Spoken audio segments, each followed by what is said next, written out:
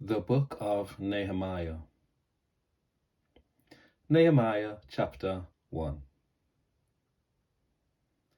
The words of Nehemiah, son of Hakaliah.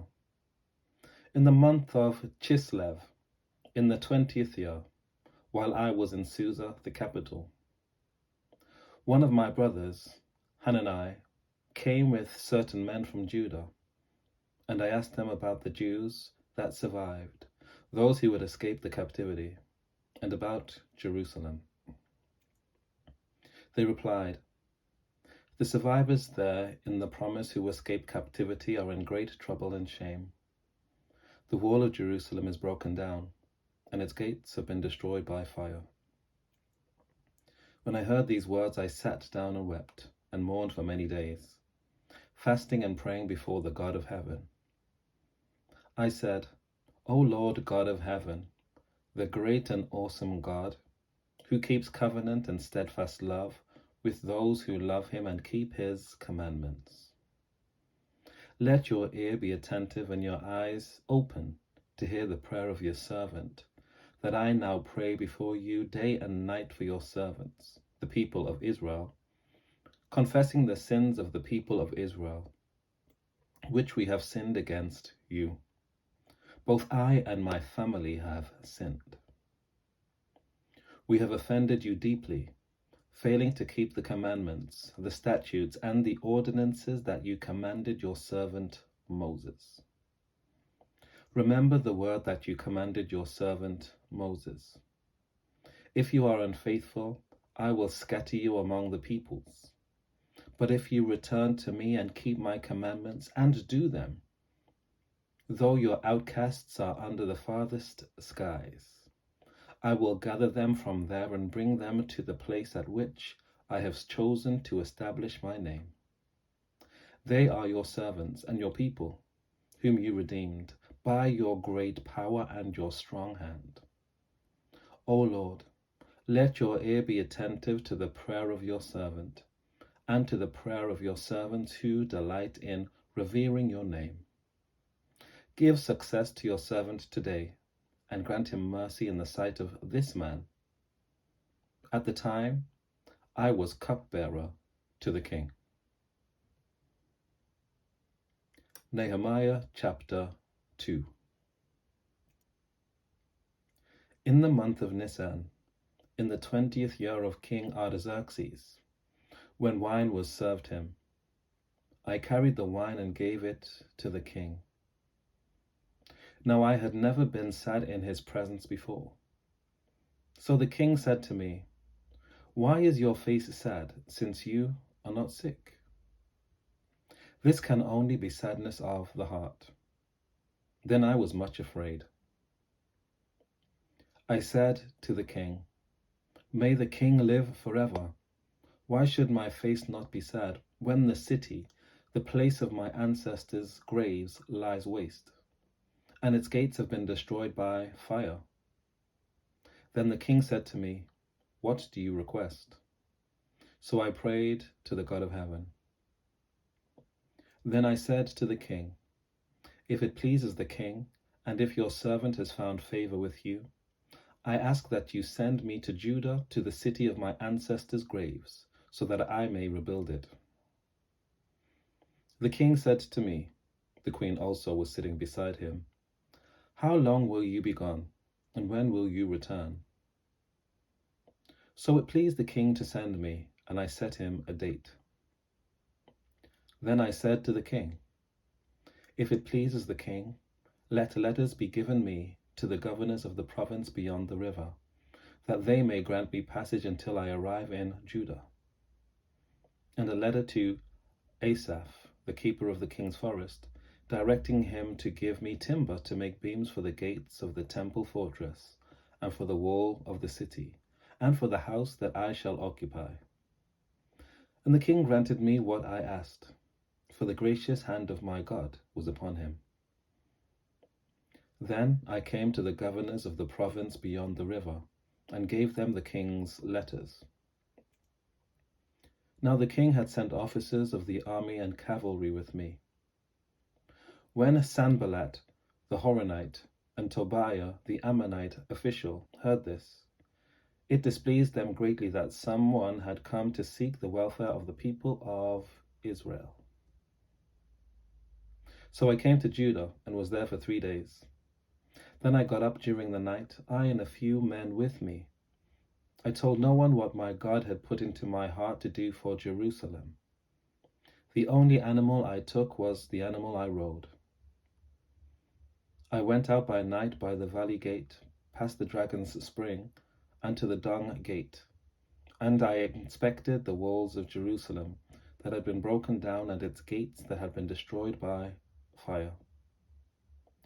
Then I went on to the fountain gate and to the king's pool, but there was no place for the animal I was riding to continue. So I went up by the way of the valley by night and inspected the wall. Then I turned back and entered by the valley gate, and so returned. The officials did not know where I had gone or what I was doing. I had not yet told the Jews, the priests, the nobles, the officials, and the rest that were to do the work. Then I said to them, you see the trouble we are in, how Jerusalem lies in ruins with its gates burned. Come, let us rebuild the wall of Jerusalem, so that we may no longer suffer disgrace. I told them that the hand of my God had been gracious upon me, and also the words that the king had spoken to me. Then they said, let us start building. So they committed themselves to the common good. But when Sanballat the Horonite, and Tobiah the Ammonite official, and Geshem the Arab heard of it, they mocked and ridiculed us, saying, what is this that you are doing? Are you rebelling against the king? Then I replied to them, the God of heaven is the one who will give us success, and we his servants are going to start building. But you have no share or claim or historic right in Jerusalem. Nehemiah chapter 3. Then the high priest Eliashib set to work with his fellow priests and rebuilt the sheep gate. They constructed it and set up its doors. They consecrated it as far as the Tower of the 100 and as far as the Tower of Hananel. And the men of Jericho built next to him, and next to them Zaccur son of Imri built. The sons of Hassenaah built the fish gate. They laid its beams and set up its doors, its bolts and its bars. Next to them Meremoth son of Uriah, son of Hakkoz, made repairs. Next to them Meshullam son of Berechiah, son of Meshezabel, made repairs. Next to them Zadok son of Bana made repairs. Next to them the Tekoites made repairs. But their nobles would not put their shoulders to the work of their Lord. Joiada son of Pasha and Meshullam son of Besodiah repaired the old gate. They laid its beams and set up its doors, its bolts and its bars. Next to them repairs were made by Melatiah the Gibeonite and Jadon the Merathonite, the men of Gibeon and Mizpah, who were under the jurisdiction of the governor of the province beyond the river. Next to them Uzziel, son of Harhaniah, one of the goldsmiths, made repairs. Next to him Hananiah, one of the perfumers, made repairs, and they restored Jerusalem as far as the broad wall. Next to them Rephaiah, son of Hur, ruler of half the district of Jerusalem, made repairs. Next to them Jedaiah, son of Harumappa, made repairs opposite his house. And next to him Hattush, son of Hashabniah, made repairs. Melchijah, son of Harim, and Hashub, son of Pahath Moab, repaired another section of the Tower of the Ovens.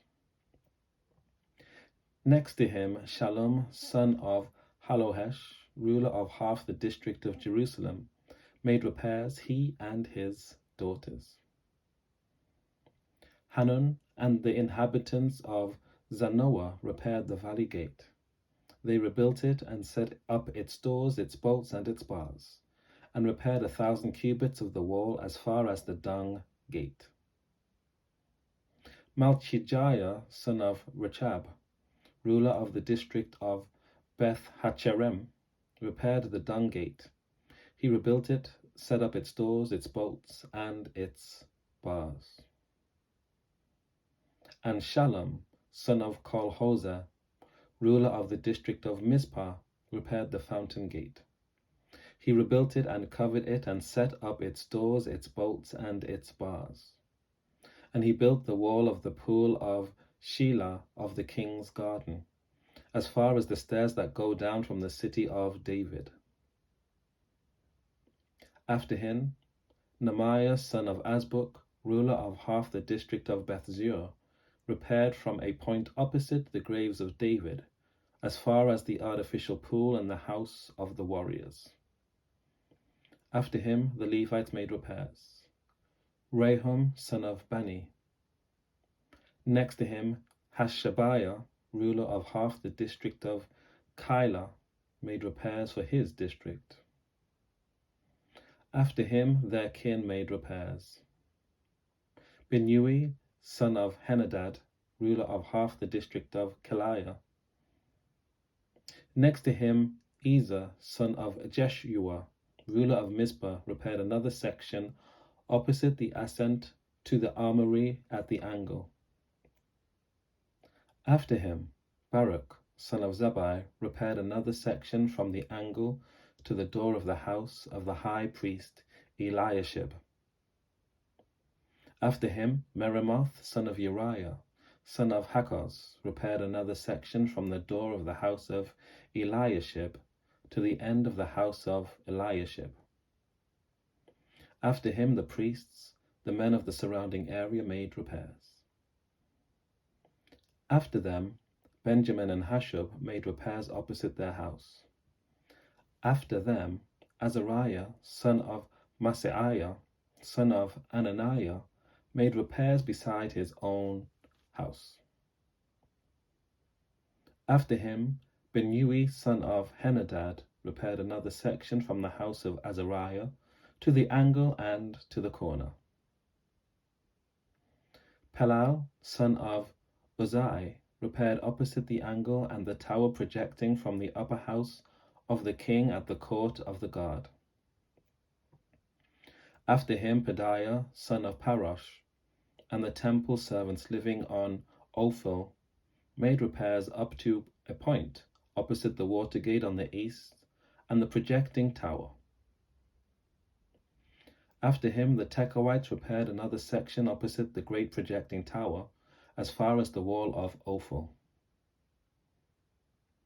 Above the horse gate, the priests made repairs, each one opposite his own house. After them, Zadok, son of Immer, made repairs opposite his own house. After him, Shemaiah, son of Shechaniah, the keeper of the east gate, made repairs. After him, Hananiah, son of Shelemiah, and Hanan, son of Zalaphah, repaired another section. After him, Meshullam, son of Berechiah, made repairs opposite his living quarters. After him, Malchijah, one of the goldsmiths, made repairs as far as the house of the temple servants and of the merchants opposite the muster gate and to the upper room of the corner. And between the upper room of the corner and the sheep gate, the goldsmiths and the merchants made repairs. Take care. God bless. I'll see you next time.